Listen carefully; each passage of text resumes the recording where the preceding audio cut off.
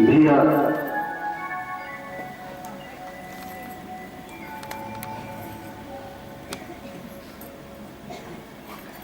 भगवान कुंती बुआ को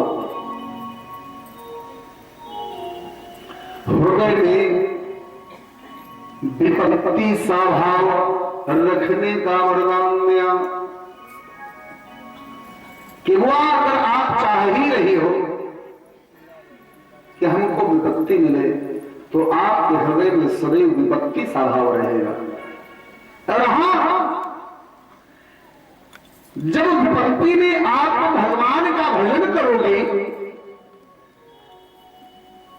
तो जीवन में कभी आपको दुख सता नहीं सकता।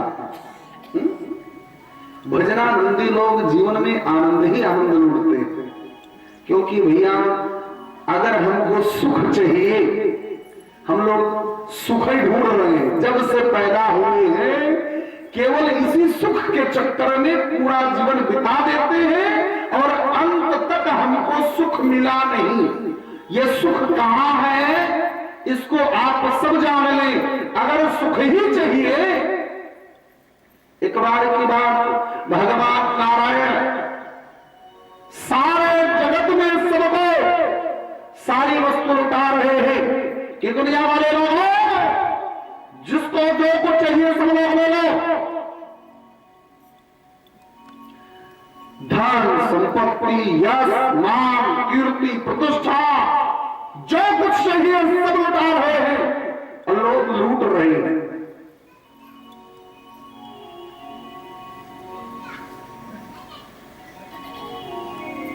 एक चीज और लुटाई, लेकिन उसको गए दौड़ करके फट से अपने चरण के नीचे दबा दिए। लक्ष्मी मैया की दृष्टि पड़ गई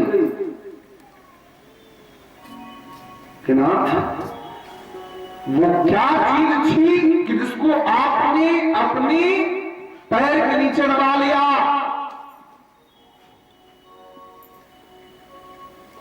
भगवान कहने लक्ष्मी कुछ नहीं था, मैंने सब कुछ लुटा दिया। लक्ष्मी मैया नहीं मानी, हट करके बैठ गई कि पहले मुझको बताइए कि आपने छिपाया क्या।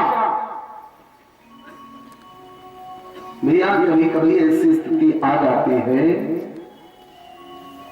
क्योंकि भैया प्रिया की हट बड़ी अजीब होती है। आज भगवान को वह रहस्य भी खोल देना पड़ा कि लक्ष्मी मैंने दुनिया के लोगों को हर चीज दे दिया, लेकिन सुख और शांति को मैंने छुपा लिया चरणों के नीचे। लक्ष्मी जी समझ गई कि सुख कहां है, शांति कहां है, प्रभु के चरणों में।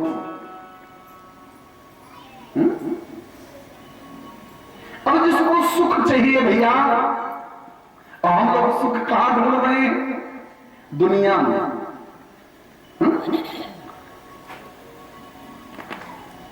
हम लोग ये सोच बैठे हैं कि सुख दुनिया में है, संसार में सुख है।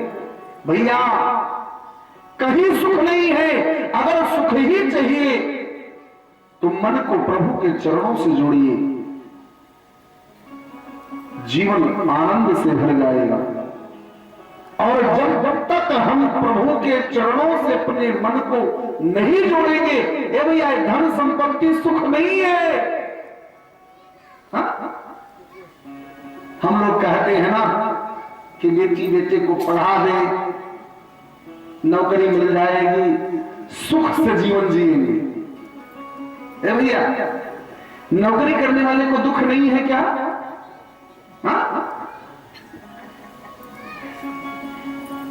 इस संसार में कोई ऐसा नहीं है।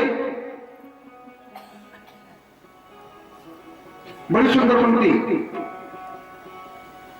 को धन दुखी को मन दुखी, को धन बिन रहत उदास, और थोड़े थोड़े सब दुखी, सुखी राम के दास।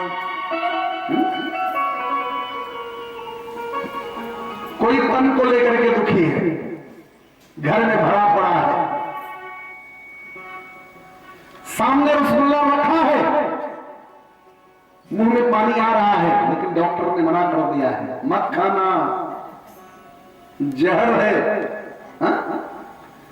क्योंकि तन बर्दाश्त नहीं कर पाएगा। देख करके भी मन मार करके रह जाते हैं ना। बड़े बड़े लोगों को मैंने देखा है कि जिनके पास उनको भी नहीं पता है कि कितनी संपत्ति है, लेकिन जब शाम को भोजन करने बैठते हैं ना, उनकी थाली आप देख लो तो सोचोगे इससे अच्छा तो भिखारी है। बेचारे पूरे नीरस जीवन को जी रहे हैं। कौन तन दुखी और कौन मन दुखी, सब कुछ है, सब भरा भी है, स्वस्थ भी है, लेकिन मन बिगड़ा हुआ है, बुद्धि बिगड़ी हुई है, क्रिया बिगड़ी हुई है, उससे दुखी है। को धन बिन रहत उदास, ये भैया शरीर भी स्वस्थ हो, बुद्धि भी सही हो, कर्म भी अच्छा हो, लेकिन अगर जेब में रुपया नहीं है तो बेचारा नीरस जीवन जीता है। धन के अभाव में भी व्यक्ति बेचारे की दृष्टि से, अभी यही कथा सत्संग चल रही है, कोई एक बड़ा आदमी आ जाए तो लोग उठ करके कैसे सम्मान करते हैं ना। एक गरीब बेचारा आ जाता है, उसके आने पर उसकी ओर कोई देखता भी नहीं। ए भैया, ठाकुर के यहां पक्षपात नहीं है, वहां हर लोग एक जैसे हैं। ये हम लोगों की दृष्टि में हम लोग आज रुपए पैसे को, संपत्ति को इतना महत्व दे दिए हैं, इतना सम्मान दे रहे हैं संपत्ति को, जबकि हर व्यक्ति को पता है ये संपत्ति किसी काम का है नहीं, ये सब यही छूट जाएगा। घरानी हो पसगो ही गोष्ठे, नारी गृह सखा स्मशाने, देहश्चिताया परलोक मार्गे, धर्मानुरागे गच्छति जीवैष। घराणि भूमो पसगो हि गोष्ठे, चाहे जितनी कीमती कोठी बनाओ, लेकिन जैसे ही प्राण निकलेगा यही अपने ही बच्चे कहेंगे जल्दी करो बाहर निकालो पहले। अरे भैया, बड़ी मेहनत से बनाए थे, 2-4 घंटा रोके ही दो। नहीं भैया, मरते ही घर से बाहर रख देंगे तेरे तन को, एक भी मिनट के लिए आपको आपके महल में रहने को नहीं मिलेगा। जितना कमा करके चोरी बेईमानी करके रखे, सब आपके लिए बेकार। तनम व्यर्थ धनम व्यर्थ योग व्यर्थ तथैव च, सर्वं व्यर्थ प्रासमय कमानो किंच कर्म। ये भैया, जिस घड़ी में प्राण पखेरु शरीर का साथ छोड़ते हैं, उस घड़ी में तनम व्यर्थ, यही शरीर जिस पर हम लोग इतना नाच कर रहे हैं, हमारे समान बलवान कौन है? हाँ? हमारे समान धनवान कौन है? यही शरीर जलती हुई आग राख कर दिया जाएगा। यही शरीर। पूतनम व्यर्थः धनम व्यर्थः, तन भी बेकार और धन भी बेकार है। भैया आपने किसी ऐसे व्यक्ति को देखा है कि जब वो मर जाए तो उसकी सारी संपत्ति उसकी चिता पर रख दिया जाए? मैंने तो नहीं देखा। भैया ये किसी काम का नहीं रह जाएगा। योग व्यर्थ, जितनी साधना से हम सब विद्या बुद्धि विवेक सब एकत्रित करते हैं भैया, इसको बचा बचा करके हम लोग जीवन भर पढ़ते लिखते हैं। पूरी जिंदगी पढ़ाई में गुजार दे रहे हैं। आजकल तो लोग 40-40 वर्ष के हो रहे हैं तब भी पढ़ते हैं। उनको पूछो क्या कर रहे हो, बताते हैं कि तैयारी। अब उनसे अगर पूछा जाए काहे की तैयारी, जिंदगी की मौत की, ये भैया हम लोग यहां जीने नहीं आए हैं। अगर इस भ्रम में हम लोग हों कि हम यहां जीने आए हैं, ये जीवन का लोक नहीं है, ये मृत्यु लोक है। हम सब यहां पर 84 की यात्रा में भ्रमण को पूर्ण करके मानव तन पाए हैं कि इस मानव तन को समाप्त करके, सारे दुखों का जंजाल समाप्त करके पुनः गति प्राप्त करनी है। अब फिर से हमको बंधन में नहीं रहना है। लेकिन भैया हम लोग यहां भी आते हैं तो मरने की तैयारी नहीं हो रही, मरने की तैयारी करते हैं हम लोग का। जब हर व्यक्ति को पता चल जाता है कि मरने की तैयारी बुढ़ापे में होती है ना, हम लोग यही कहते हैं। अगर सुनते हैं कि 80 वर्ष के बाबूजी थे और खत्म हो गए तो लोग कहते हैं चलो कोई बात नहीं, भगवान की कृपा हुई, अपने अपने हाथ पैर से चले गए। और आजकल तो बच्चे लोग खुद ही धन्यवाद देते हैं बाबूजी को, अच्छा हुआ अपने हाथ पैर से चले गए। कौन करेगा बाबू उनका? एक भैया बड़े भाग्य से माँ बाप की सेवा करने का अवसर मिलता है। लेकिन आजकल के बच्चे लोग खुश होते हैं कि हमारे माँ बाप अच्छा हुआ तुम्हें। आज का व्यवहार कितना दूषित हो गया। जो माँ बाप बेचारे पेंशन पा रहे हैं, भैया बुरा मत मानिए, मैं किसी एक व्यक्ति को नहीं कह रहा हूं। आप देखिए समाज की यह स्थिति हो चुकी है।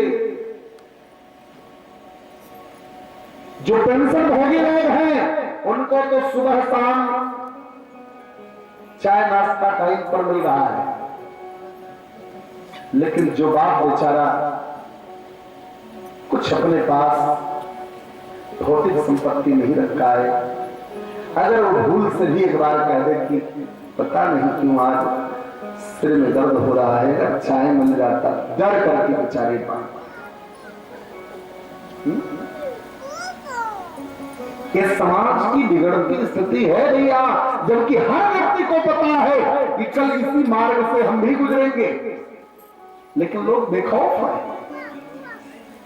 और वैसे ही भैया दुनिया में कभी भी किसी से भी सुख की अपेक्षा मत रखो। इस संसार में सुख कहीं नहीं है। घरानी भूमो पसरो ही गोष्ठे, नारी गृह द्वार सखा स्मशान।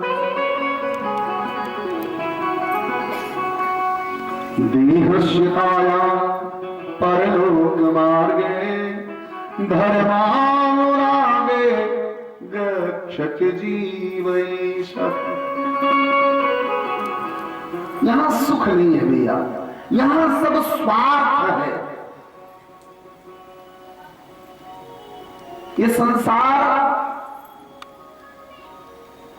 आज जिसको देखो स्वार्थी जीवन हम लोग जी रहे हैं। हर व्यक्ति इस स्वार्थ में अपने श्वास को ले रहा है कि यदि मैं कुछ दिन और जी जाऊंगा तो इस तन से मेरे द्वारा कुछ और पुरुषार्थ होगा। अब पुरुषार्थ में हम लोग दोनों श्रेणी बना लेते हैं। कभी कभी तो अच्छा कार्य करके मुक्ति की ओर कदम बढ़ाते हैं, और लेकिन कभी कभी इसी तन से हम लोग ऐसा भी कृत्य कर देते हैं कि जो हमारे लिए उचित नहीं।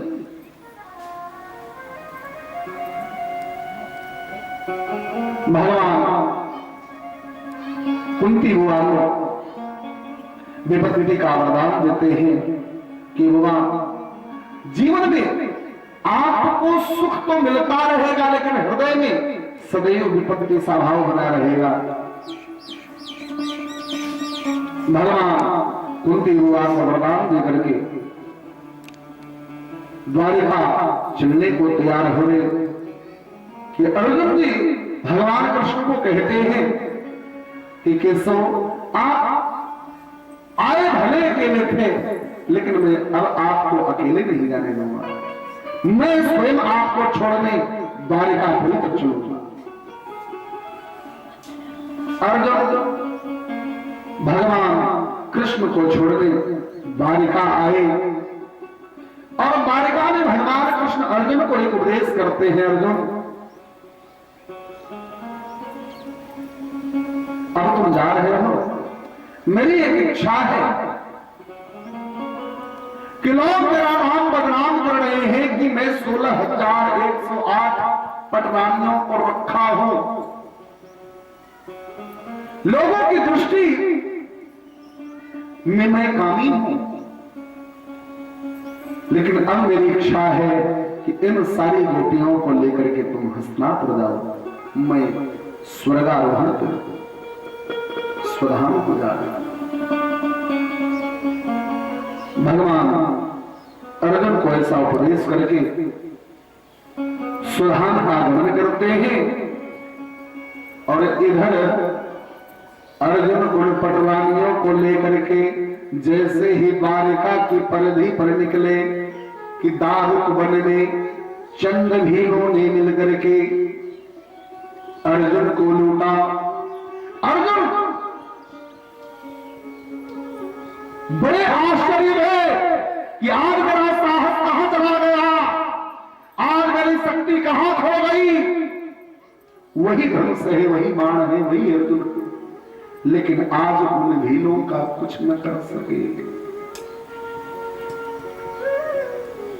गोपियों को लुटा गया।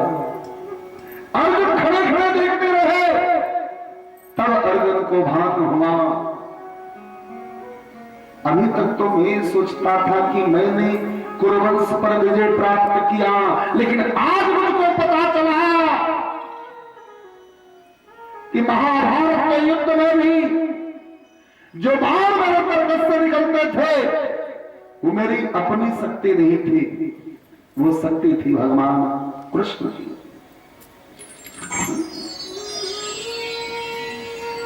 वह शक्ति भी मेरी अपनी शक्ति नहीं है, भगवान कृष्ण की शक्ति। अर्जुन मन में प्रायश्चित करने लगे कि अब तक मैंने न जाने कितनी बार अभिमान का घूंट पिया, आज मुझको पता चला कि मेरी अपनी शक्ति, मेरी अपनी ताकत कुछ नहीं है।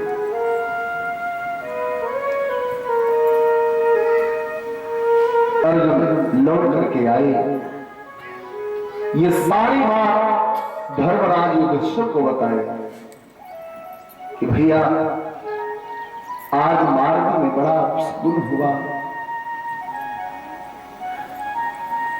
शेर और सियार एक साथ जंगल में विचरण कर रहे हैं,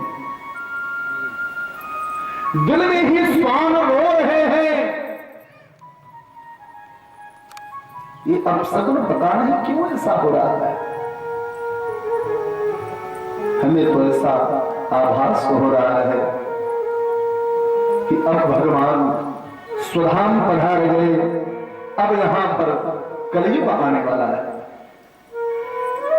जब मेरे गोविंद ही नहीं तो हम रह करके क्या करेंगे। चलिए अब हम लोग भी स्वर्गारोहण करते हैं। पांडव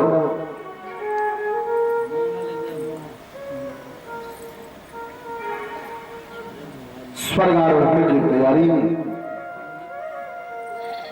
निकल पड़े बद्रिकाश्रम की ओर। इधर समय बीता कि उत्तरा के गर्भ से वह बालक पैदा हुआ जिसकी रक्षा करने के लिए भगवान गर्भ के भीतर गए। उस बालक का नाम पड़ा परीक्षित। प्रेम से बोले परीक्षित जी महाराज की। परीक्षित जी महाराज बड़े हुए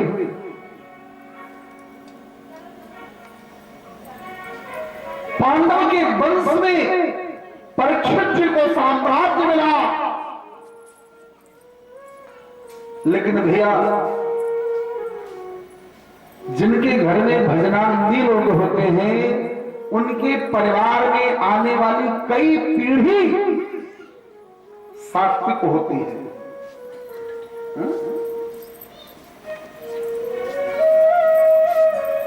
प्रेम सूर्यानंद गंगावान की,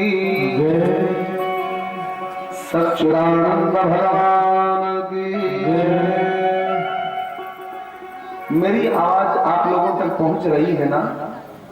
हाँ? आज यह भी स्थिति आई है कि यह भी पूछना पड़ रहा है कि पंडाल तक आवाज पहुंच रही है कि नहीं।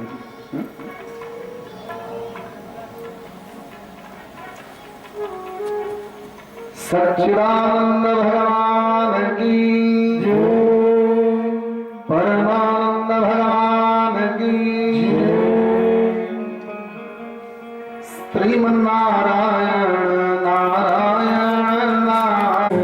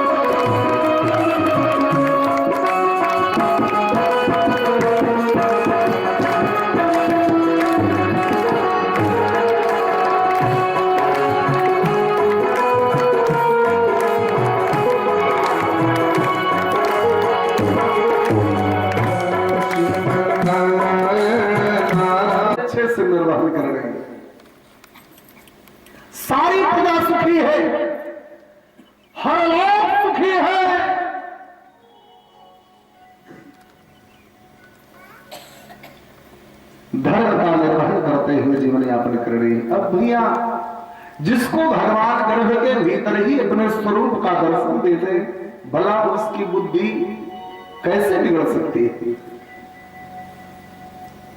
परीक्षित अपने जीवन को धर्म में व्यतीत कर रहे हैं, 99 यज्ञ पूर्ण कर चुके हैं। एक दिन के बाद परीक्षित महाराज अपने राज्य के भ्रमण पर निकले हैं कि राज्य में कोई दुखी तो नहीं है। ये राजा का धर्म होता है। आजकल तो लोग स्वयं राजा के पास फरियाद लेकर के जाते हैं, लेकिन ठोकर मार दिया जाता है। लेकिन पहले राजा स्वयं निरीक्षण करते थे कि मेरे राज्य में कोई दुखी तो नहीं है।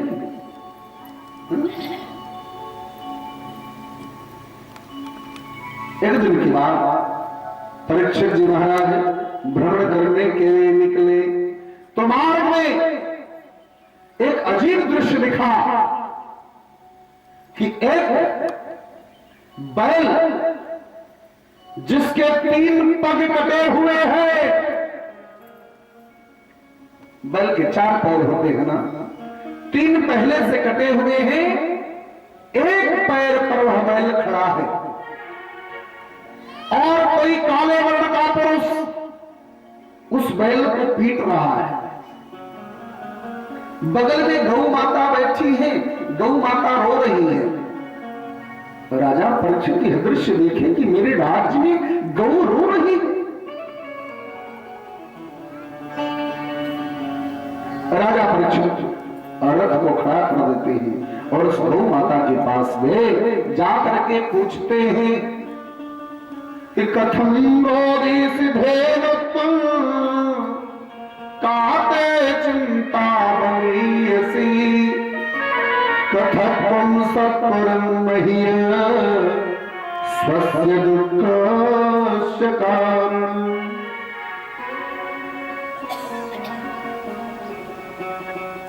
गौ माता को पूछते हैं कि हे भेड़ू माता, आप कौन हो और क्यों रो रही हो?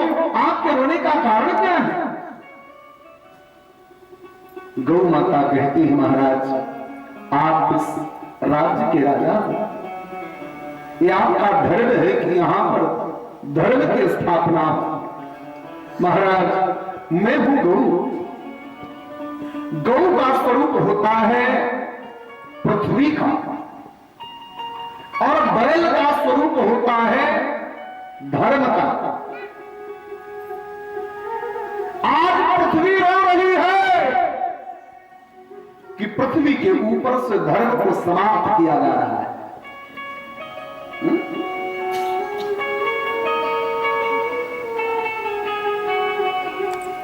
पृथ्वी माता दुखी है कि आज मेरे ऊपर से धर्म को समाप्त किया जा रहा है। महाराज आप धर्म की रक्षा करो। राजा परीक्षित वचन देते हैं और आवाज दिए, ए काले वर्ण का पुरुष, तू कौन है? क्यों छुप गया? बाहर निकाल। वह काले वर्ण का पुरुष कोई और नहीं बल्कि स्वयं कल की है। कल अपने स्वरूप को लेकर के प्रकट हुआ और कहा, महाराज मैं कल की हूं, मैं ही था जो इसको पीट रहा था।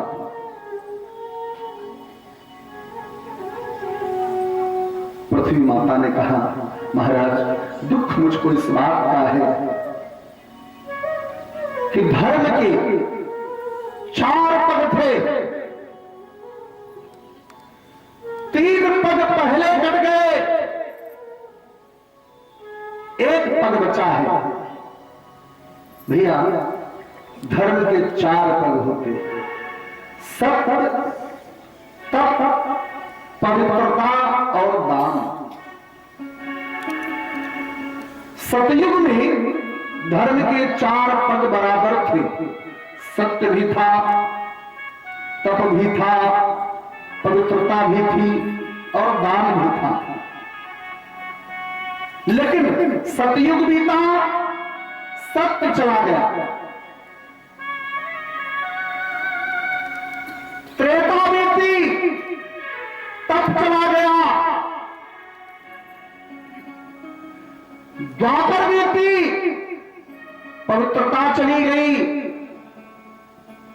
कलयुग में धर्म का केवल 1 पग बचा है, केवल दान। आज न सत्य है, न तप है, न पवित्रता है, केवल धर्म का 1 पग बचा हुआ दान। हम लोग कहीं जाते हैं, अच्छा कर्म करें तो, बुरा कर्म करें तो, दान से धर्म को जीवित रखे हैं। कोई घर में पैदा होता है तब भी दान करते हैं, कोई मर जाता है तब भी दान करते हैं ना। भैया केवल मरने नहीं, मरने के बाद भी हम लोग दान से धर्म को जीवित रखे हैं।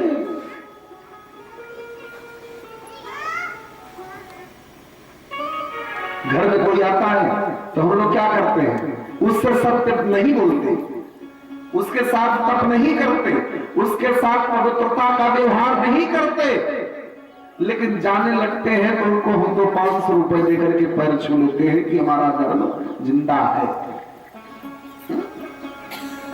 भैया इस कलिकाल में आज धर्म बहुत सरल हो गया। कलिकाल में हम सबको बहुत छूट मिल गई है, पहले ऐसा नहीं था। इन चारों पद के सहारे, सत्य, तप, पवित्रता और दान के सहारे धर्म पूर्ण होता था। जब तक चारों को नहीं अपनाते थे तब तक धर्म पूर्ण नहीं माना जाता। आप झूठ बोले और दान करें नहीं,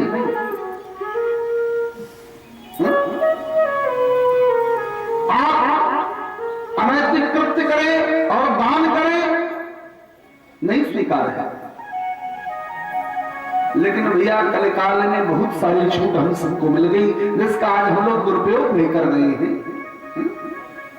हम लोग सोच लेते हैं कि पाप करेंगे, एक गऊ का दान कर देंगे, सारा पाप मिट जाएगा। ये भैया इस भ्रम में मत रहना। जानबूझ करके किए गए पाप कर्म को मिटने की शक्ति हम सबके भीतर नहीं है। इस गफलत में हम लोग न रहे कि पाप करते चलेंगे, अंतिम में दान दे देंगे, मिट जाएगा। नहीं भैया, ये तो अनजाने के पाप को हम लोग इस प्रकार से मिटाते हैं।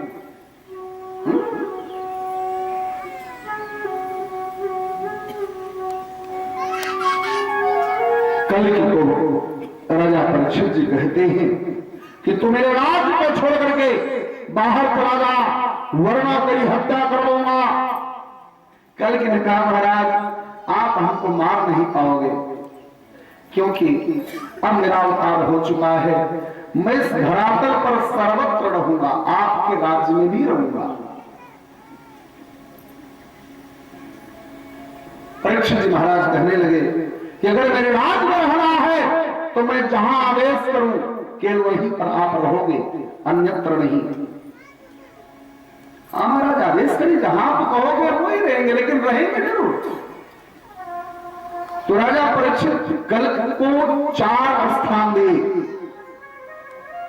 द्यूतम पानम स्त्रियः सूना यर्मश्चतुर्विधा। द्यूत जहां पर लोग जुआ खेलते हो, जुए के अड्डे पर कल का वास होता है। जिसके घर में जुआ खेलने वाले लोग हों, उनके घर में कलयुग का वास होता है। आनंद जहां पर मदिरा पीने वाले लोग हों, उनके घर को जाकर बर्बाद करो, मैं रोकने नहीं आऊंगा। भैया ये कलयुग का एड्रेस है। जिनके घर में जुआरी हो, जिनके घर में पीने वाले लोग हो, खैर आजकल तो ये स्टेटस सिंबल बन गया है। लोग बड़े खो, तुम नहीं लेते, तुम लेते ही नहीं। हाँ? ऐसे पूछते हैं। खैर आज समृद्धता सूचक हो गया है। और एक सज्जन तो एक भाई को ऐसे बोल रहे थे, मुझको सुनकर के बड़ा आश्चर्य हुआ कि समाज ने कितनी प्रगति कर ली है। कहां से ले बेचारा।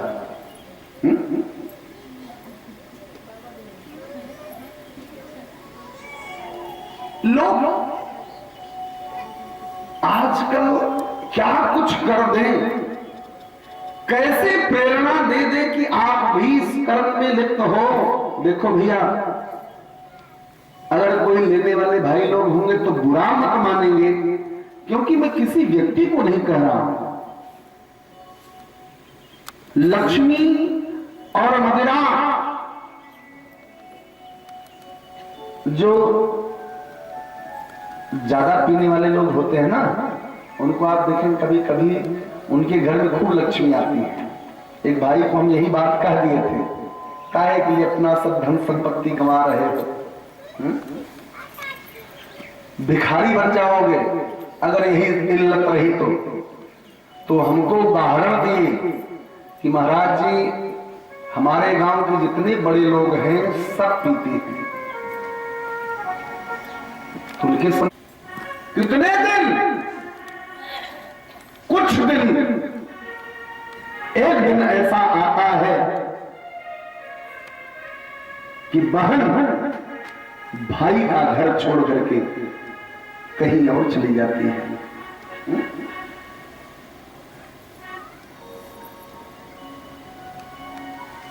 मेरे भाव पर आप लोग जाइएगा।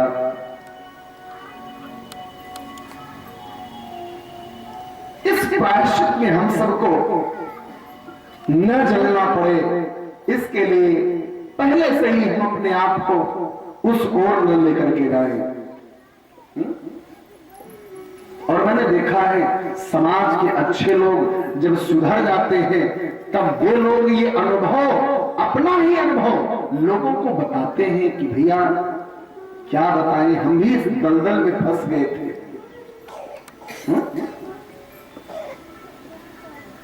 हम भी इस दलदल में फंस चुके हैं। वैसे तो इसमें फंसने के बाद जल्दी निकलने की संभावना नहीं रह जाती, लेकिन जो विवेकी लोग हैं अपने विवेक को जागृत करके जब इस दलदल से निकलते हैं तब उनको पता चलता है कि सादा जीवन कितना सुंदर होता है भैया। और वास्तव में मैं तो कहता हूं भैया, संसार की कोई भी नशा ऐसी नहीं है कि जो मेरे प्रभु के चरणों से प्रीति लगने के बाद पूर्ण न हो जाए।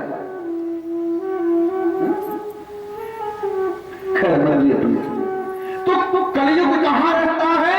जिसके घर पीने वाले लोग हों।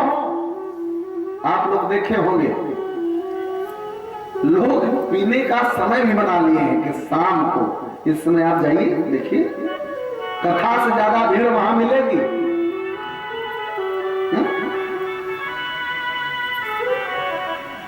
और भैया हर पार्टी के लोग घर में बीवी बच्चे परेशान बैठे हैं, लेकिन शाम को वहां पहुंचना ही है। भैया उनकी आदत सी पड़ गई है, क्योंकि वो बहके हुए लोग हैं। उन्हीं के घर में कलयुग का निवास है। तीसरा स्थान स्त्रियां, जहां व्यभिचार हो रहा है। जो गलत कर्म में लग गए हैं उनके घर को भी जाकर के नाश करो, मैं बोलने नहीं आऊंगा। सूना, जहां पर हिंसा वृत्ति वाले लोग हों, जहां पर कलह करने वाले लोग हों, उनके घर को जाकर के नाश करो, मैं रोकने नहीं आऊंगा। कलकी ने कहा महाराज ये तो खूब बनी, आपने 4 स्थान दिए और चारों गंदे स्थान। अरे काल को अच्छा दे दिए होते। राजा परीक्षित जी महाराज कलकी को कहते हैं अच्छा एक काम करो, तुम ही बताओ, एक स्थान तुम अपनी इच्छा से मांग लो। कलकी बड़ा होशियार था, कलकी को पता है कि कलयुग में लोगों को सोना बड़ा प्रिय होगा। कलकी ने कहा महाराज पंचमं कांचन, 5वां स्थान हमको कंचन दे दीजिए, सुवर्ण दे दीजिए, मेरा निवास सुवर्ण में भी हो। राजा परीक्षित कहते हैं कि तथास्तु, आज से आपका स्थान सोने में भी हो। जिसके घर ज्यादा सोना रहता है ना, उसके घर में भी कलयुग है।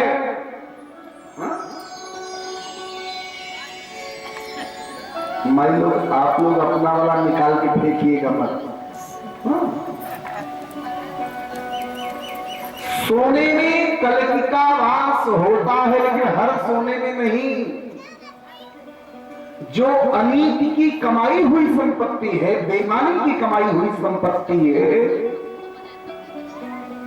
उसी सुवर्ण में कलयुग का वास होता है। लेकिन भैया एक सत्य बात कहने जा रहा हूं, बुरा लग जाए तो क्षमा कर दीजिएगा। आज हमारे समाज में ऐसे भी लोग हैं, और मैंने तो एक सज्जन को देखा है, इसके लिए मैं जो देखता हूं वही कहता हूं। भाई लोग नौकरी चाकरी करते हैं तो जो पेमेंट मिलता है, सरकार जो तनख्वाह देती है, उसको तो हम लोग फिक्स डिपॉजिट कर देते हैं, एकदम उस पर किसी की नजर न पड़े। और जो ऊपर वाला मिलता है, रोज माई लोगों को ले आकर के देते हैं, माई लोग उसी पैसे से ले जाकर के ना उसी से हम लोग सोना खरीद रहे हैं। कलयुग को हम लोग खुद ही निमंत्रण दे रहे हैं। अनीत की कमाई हुई संपदा को घर में रख करके कलयुग को निमंत्रण देना है। अनीत की संपत्ति को घर में मत रखो। मेहनत मजदूरी की कमाई घर को नित्य प्रगति में बनाता है, लेकिन बेईमानी की कमाई हुई संपत्ति घर को बर्बाद कर देता है। आप देखो, आप कलयुग को राजा परीक्षित ने वचन दिया कि आप सुवर्ण में भी निवास करो, तो सबसे ज्यादा बेईमानी की संपत्ति तो इन्हीं के घर में है। कल सीधा भागता हुआ गया और परीक्षित के कोष में ही बैठ गया। भाई सारे कुलवंश का संपत्ति तो यही लेकर बैठे हैं ना। कल को राजा परीक्षित मारते नहीं है, बल्कि उनका निग्रह कर देते हैं। कल की आया और राजा परीक्षित के घर में ही बैठ गया।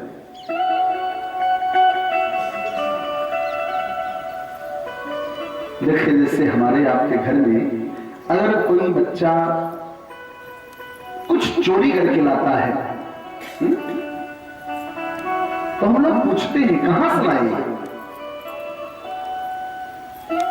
अगर बच्चा कहता है कि मैं स्कूल से इसको चुरा करके लाया, आप डांट करके कहते हो इसको लेकर के जाना और जिसकी हो उसको दे देना, ये तुम्हारी नहीं है। और आज के बाद अगर लेकर के आए तो ठीक नहीं होगा। बच्चा समझ जाता है कि चोरी करना अच्छी बात नहीं है ना। मैं जहां जाना चाह रहा हूं वहां आप लोग भी पहुंचे। बच्चा एक बार बात खाने के बाद सुधर जाता है कि चोरी करके अगर घर लेकर के जाऊंगा तो पिटाई होगी। ये जिम्मेदारी मैं तो हर माताओं को देना चाहूंगा। आप लोग अपने अपने घर में ऐसा पर्यावरण बनाइए कि अगर ये भाई लोग लेकर के भी आते हैं तो आप इनसे सीधे कहो, ये बेईमानी की संपत्ति मेरे पास लेकर के मत आओ, इस संपत्ति से मेरा घर बर्बाद हो जाएगा। विवाह के मंडप में हर माता को एक जिम्मेदारी यह भी मिलती है, अपने पति से याचना करती है कि देशांतरेवा सपुरांतरेवा यथा विदध्या क्रय विक्रयितुम। आप चाहे इस देश में रहे, चाहे दूसरी किसी देश परदेश में जाए, हमारे पास रहे, या हमसे दूर रहे, आप जो कुछ भी कमाई,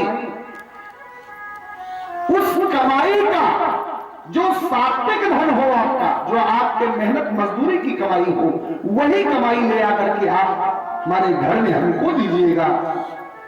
अनेक की कमाई हुई संपदा यदि आप कभी नहीं लेकर के आएंगे, तभी मैं आपके बाम भाग में आने को तैयार हूं। विवाह के मंडप में आप लोग शपथ लेते हो कि मैं आज शपथ ले रहा हूं कि अपने घर में कभी अनीति की कमाई हुई संपत्ति लेकर के नहीं आऊंगा। लेकिन भैया हम लोग इस बात को भूल जाते हैं। ये सारी जिम्मेदारी आप सबकी है कि अपने घर में बेईमानी की संपत्ति मत रखो, घर बर्बाद हो जाता है। लेकिन आजकल माई लोग खुद ही कहती हैं केवल वही तनख्वाह है तो है। हा? और लोगों की बुद्धि और विवेक देखिए, लोग कितने प्रेम से बताते हैं कि अरे इतना तनख्वाह है और ऊपर ही बहुत अच्छा है इसमें।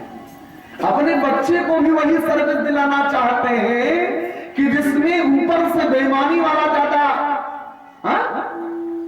लोग कहते तनख्वाह जो है सो है, ऊपर वाला हिसाब किताब बहुत अच्छा है।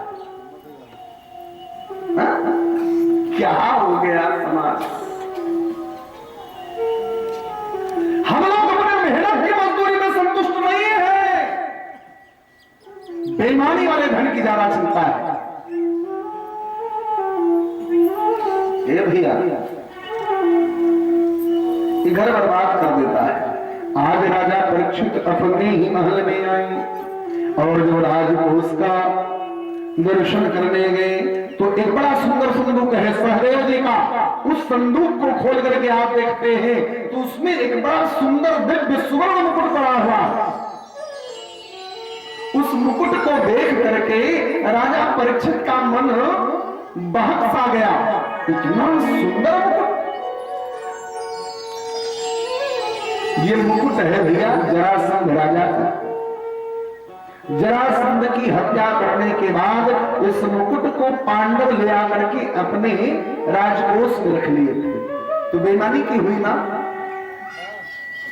आज इस मुकुट में भी आकर के कल्कदेव जी स्थान ले लिए। राजा परीक्षित के मन में आया कि एक बार जरा सा यह मुकुट अपने सिर पर रख करके देखे तो कि कैसा लगता है। जैसे ही उस मुकुट को अपने सिर पर रखे कि राजा परीक्षित की बुद्धि बिगड़ गई और इस कदर बिगड़ी कि जो राजा आज तक धर्म के कर्म में लिप्त रहते थे, उन्हीं राजा का बुद्धि इस कदर फिसल गया कि उनके मन में भाव आया कि आज शिकार करने चला जाए। मंत्री जी को आदेश किए कि चलो आज हम लोग शिकार करने चलते हैं। मंत्री जी को आश्चर्य हुआ कि आज तक राजा कभी शिकार नहीं किए, यहां शिकार करने चल रही। लेकिन भाई राजधर्म का पालन करना है। रथ लेकर के चल पड़े जंगल की ओर। जंगल में गए, बहुत प्रयास किए लेकिन एक भी जीव को मार नहीं पाए। अंत में कुछ देर के बाद एक सर्प फटकता हुआ चला आ रहा है। मंत्री जी ने उस सर्प के ऊपर बाण छोड़ा। सर्प बेचारा अधमरा हो गया और उस अधमरे के ऊपर राजा परीक्षित भी बाण छोड़ दिए। पहली भूल। एक तो बेचारा वैसे मर गया। मरे को मारना बहुत बड़ा पाप है।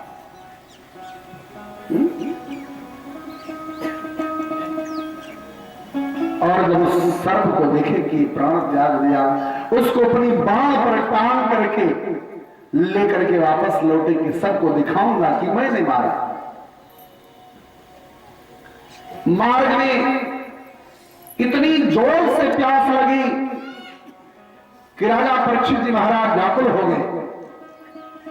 मंत्री जी को आदेश करते हैं कि बगल में ही समीक ऋषि की कुटिया है, उनके आश्रम पर चलिए और करके उनसे कहिए कि मेरे लिए जलपान का प्रबंध करें।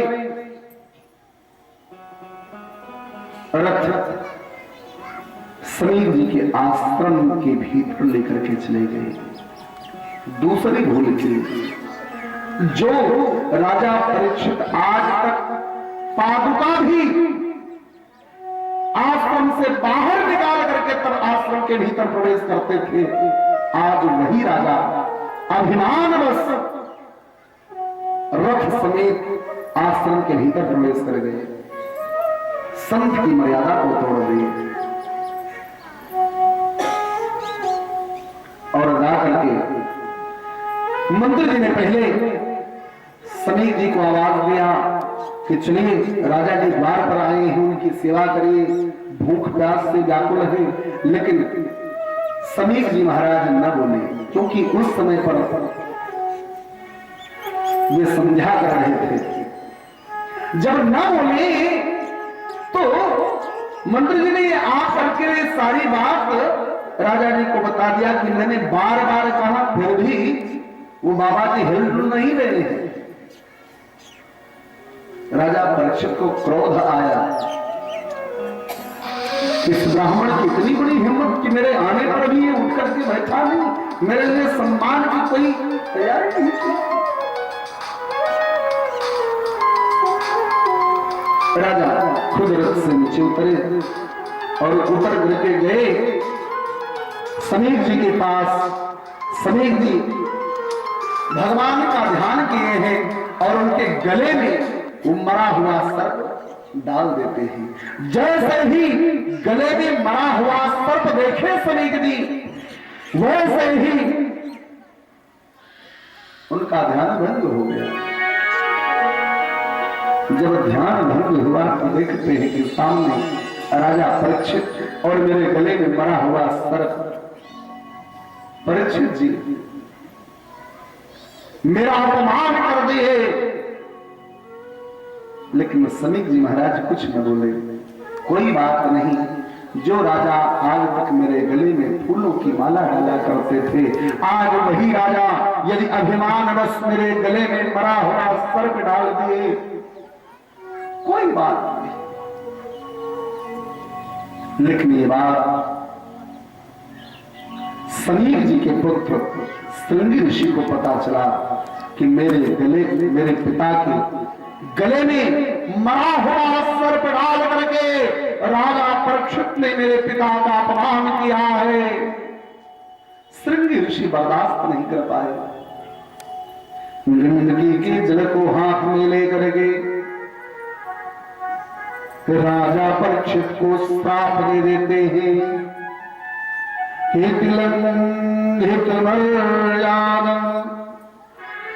तक्षक सप्तमे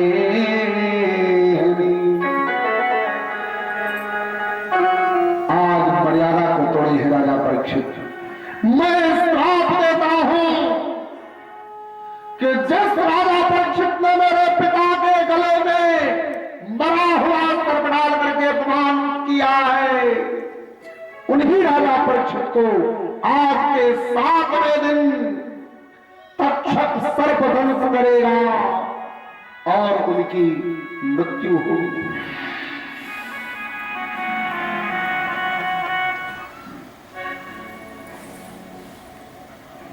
इधर राजा परीक्षित को 7वें दिन मरने का श्राप हो गया।